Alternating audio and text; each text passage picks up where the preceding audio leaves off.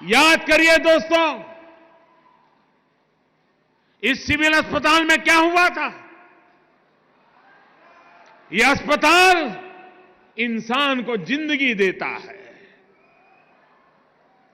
और राक्षसों ने, मैं जब यहां मुख्यमंत्री था, इसी सिविल अस्पताल में बम धमाके किए थे और निर्दोष लोगों को मौत के घाट उतार दिया था। याद है कि नहीं है? सीमा के उस पार से आतंक होता था। क्या उस समय दिल्ली में बैठे हुए लोगों का दायित्व नहीं था कि हिसाब चुकता करे? भाइयों बहनों, ऐसे ऐसे चीजें मेरे दिल में पड़ी हुई है।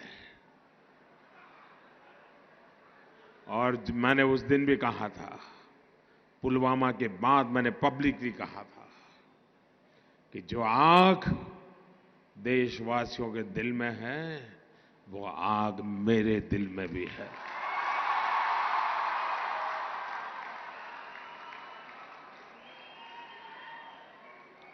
अगर उस समय सरकार में दम होता तो अहमदाबाद की सिविल अस्पताल में निर्दोषों की जान लेने वालों को वहां जाकर के भी हिसाब चुकता कर देते भाई। मुंबई में 26/11 हुआ, निर्दोष लोगों को मौत के घाट उतार दिया गया, और हम कुछ दिन के बाद चलो अब ठीक हो गया, सब लोग काम पे लग गए। आप मुझे बताइए दोस्तों, आतंकवाद के खिलाफ लड़ना चाहिए कि नहीं लड़ना चाहिए? आतंकवाद को जड़ मूल से उखाड़ना चाहिए कि नहीं उखाड़ना चाहिए? आप मुझे बताइए, कौन पार्टी है जो ये काम कर सकती है? ईमानदारी से बताइए, कौन कर सकता है?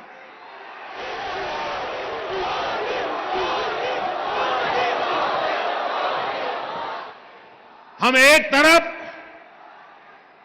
गलत करने वालों को सजा दे रहे हैं, तो वहीं ईमानदारी से काम करने वालों का सम्मान भी कर रहे हैं। और भाइयों बहनों, मैं आज अहमदाबाद की धरती पर आया हूं और सिविल अस्पताल में आया हूं, तो वो दृश्य मैं भूल नहीं सकता हूं। और इसलिए मैं आपको कहना चाहूंगा, 7वें पाताल में होंगे उनको भी मैं छोड़ने वाला नहीं हूं।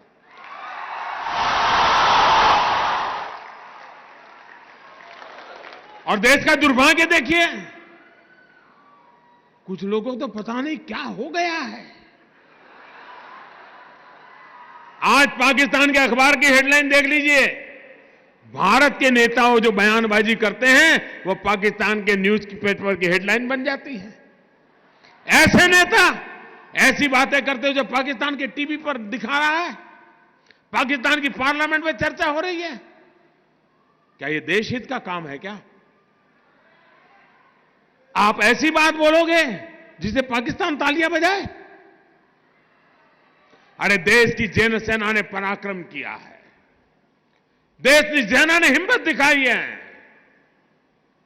और मैं दोस्तों इंतजार लंबा नहीं कर सकता।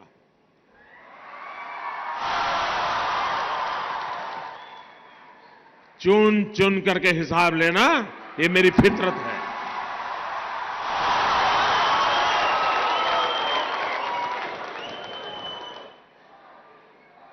कब तक निर्दोष लोगों को मारने देंगे?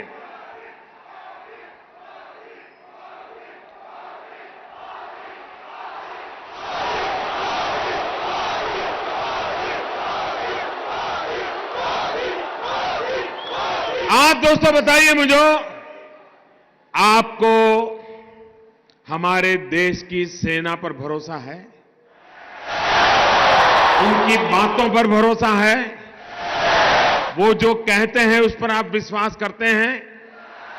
सेना जो कहे उस पर मुझे विश्वास करना चाहिए, सेना जो कहे उसको मुझे मानना चाहिए।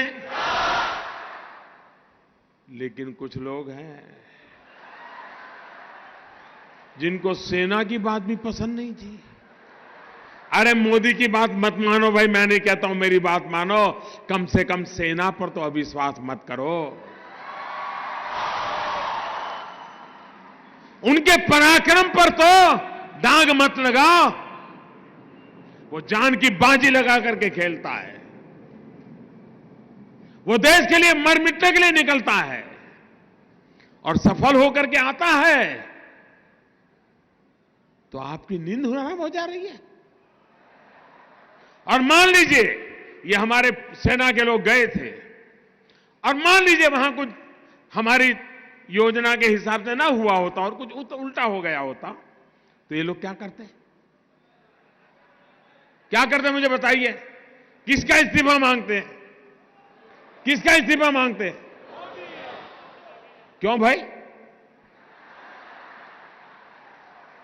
मतलब राजनीति आप कर रहे हो, अब सफल हो गए तो चिल्ला रहे हैं कि मोदी ने तो आर्मी का नाम ही नहीं देना चाहिए, जय जवान जय किसान भी नहीं बोलना चाहिए। क्या देश की सेना के जवानों का गौरव करना चाहिए कि नहीं करना चाहिए? उनका सम्मान करना चाहिए कि नहीं करना चाहिए?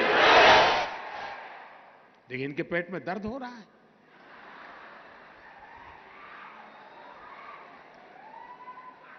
अब ये कहते हैं ये तो चुनाव वाला खेल है।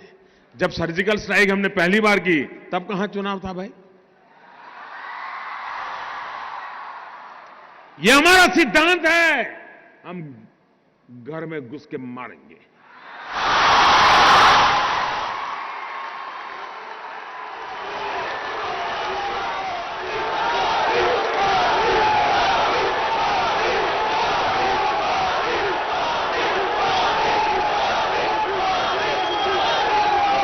कोई देश ऐसी असहाय अवस्था में नहीं रह सकता है। 40 साल से आतंकवाद हिंदुस्तान के सीनों में गोलियां दाग रहा है जी। भारत मां की सीने में गोलियां दागी जा रही है, बम धमाके किए जा रहे हैं, निर्दोषों को मारा जा रहा है। लेकिन वोट बैंक की राजनीति में डूबे हुए लोग कदम उठाने से डरते हैं। मुझे सत्ता की कुर्सी की परवाह नहीं है, मुझे चिंता मेरे देश की, मुझे चिंता मेरे देश की है, मेरे देश के लोगों की सुरक्षा की है। और इसलिए मेहरबानी करके ऐसे मसलों पर राजनीति मत करो। अरे मोदी कहता है कि मैंने इतने घर बनाए, उस पर विवाद करो ना। मोदी झूठ बोल रहा है, सच बोल रहा है, सही कह रहा है, नहीं करो ना विवाद। नहीं कर रहे हैं, सेना को लेकर के करते हैं विवाद। मैं कहता हूं मेट्रो रेल लाया, आपको कहना होगा कि चलो नहीं लाया, मोदी झूठ बोल रहा है। करो विवाद, कौन मना करता है भाई? मैं कहता हूं मेडिसिटी बनाया, आप बोलो मोदी झूठ बोल रहा है, मेडिसिटी नहीं बनाए, बोलो ना, कौन मना करता है तुम्हें? मोदी को गाली देने के लिए कोई कम जगह है क्या? पूरा मैदान खाली पड़ा है और मोदी को कोई इतराज नहीं है। सेना को क्यों गाली देते हो? देश के वीर जवानों को क्यों बदनाम करते हो? उनका मनोबल क्यों तोड़ते हो? और इसलिए भाइयों बहनों, मैंने प्रारंभ कहा था, मैं ऐसी धरती पर आया हूं जहां मैंने उस दिन लोगों को लाशें देखी है जी, घायल हुए डॉक्टरों को देखा है, खून से लथपथ नर्सों को देखा है।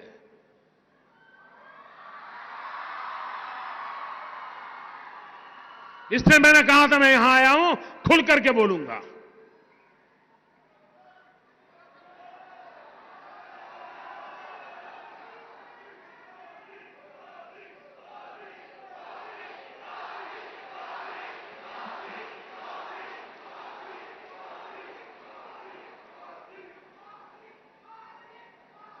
दोस्तों, जिस प्रकार से हम देश की सुरक्षा के लिए प्रतिबद्ध हैं और यह लड़ाई हमने छेड़ी है जी,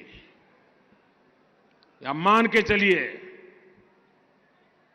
हम देश हित में जो भी आवश्यकता होगा उसको करना हमारी प्राथमिकता रहेगी। मैं देश को विश्वास दिलाना चाहता हूं।